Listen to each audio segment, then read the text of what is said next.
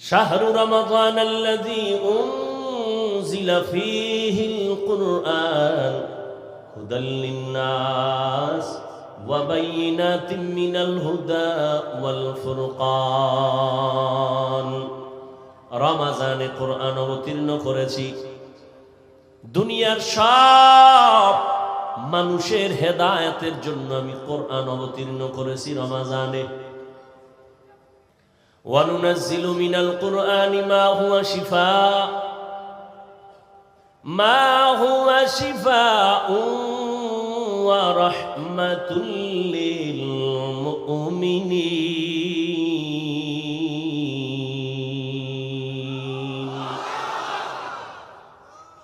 আল্লাহ এখানে বলেন আমি কোরআন অবতীর্ণ করলাম ঔষধ হিসাবে। আল্লাহ কোরআন থেকে অবতীর্ণ করছেন কি? কথা বলেন, ঔষধ। তো ঔষধ যেহেতু দিছেন, ঔষধ সেবন করে কারা? সুস্থ মানুষ না রোগী? তাহলে আয়াতের দ্বারা প্রমাণ দুনিয়ার সব মানুষ রোগী। সবাই কি? দুনিয়ার সব মানুষ রোগী কেন? বলে ঈমান নাই। কি নাই? ঔষধ হলো কোরআন।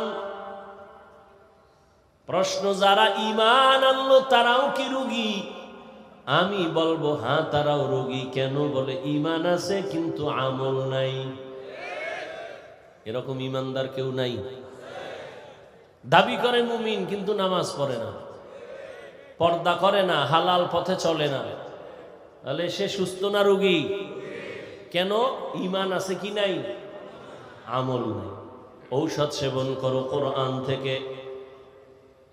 যেই বান্দা মুমিন ঈমান আনলো আমলও করে সেও কি রোগী? বলে হ্যাঁ। কেন? বলে বান্দার ঈমান আছে, আমল আছে, তাকওয়া নাই। কি নাই?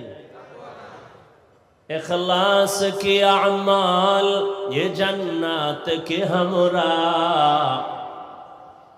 इखलास के अमाल ये जन्नत के हमरा, परहेज के मकासद है जो तक़वा से हासिल मांग, परहेज के मकासद है जो तक़वा से हासिल मांग।